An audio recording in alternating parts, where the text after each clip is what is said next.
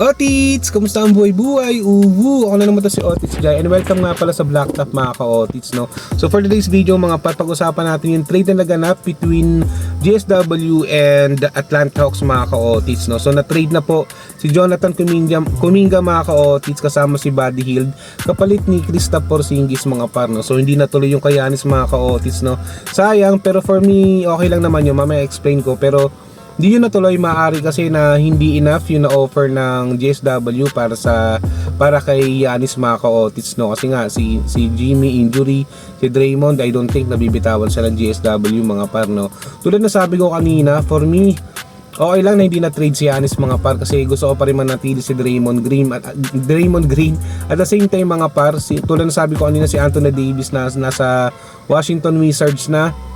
Tapos si Luka nasa Lakers na, 'di ba? Naiwan si Klay Thompson mga par. So ayun, yun ang isa sa mga feeling ko na goods para sa akin kasi malay mo si Klay mag-reunite sa GSW mga par. So pumunta si Klay sa Dallas, no, to compete kasi siyempre nga si Luka, si Kyrie, si Anthony Davis, unfortunately dahil sa injury sa trade na naganap mga par, ayun, naiwan si Klay sa Dallas Mavericks mga par. So ayun, feeling ko goods naman yung trade ng GSW kay Kristaps Porzingis kasi stretch 5 siya.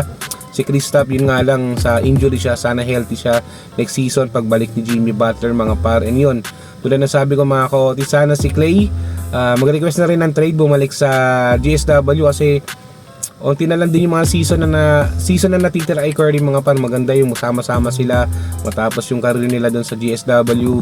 Yun nga lang, di ko alam kung mag-champion pa sila, pero for me, goods na yun dahil marami naman sila napatunayan na. So ayun, sana ma-reunite sila. Tas goods para sa akin, goods yun, yung trade na yun.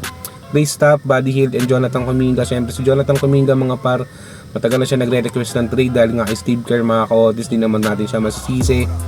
So ayun, Kristaps Porzingis, goods na yun para sa akin. Tingin ko makakatulong naman yung kay Steph para makapag-compete ulit sa another championship mga par. So yun lang, tingin nyo mga ka-Otits, goods ba yun? Goods ba na na-trade si Kristaps na hindi natuloy si Giannis? Pero for me mga ka-Otits, goods yun. So comment ka sa baba kung ano sa tingin mo mga par. Pasok muna mga ka-Otits.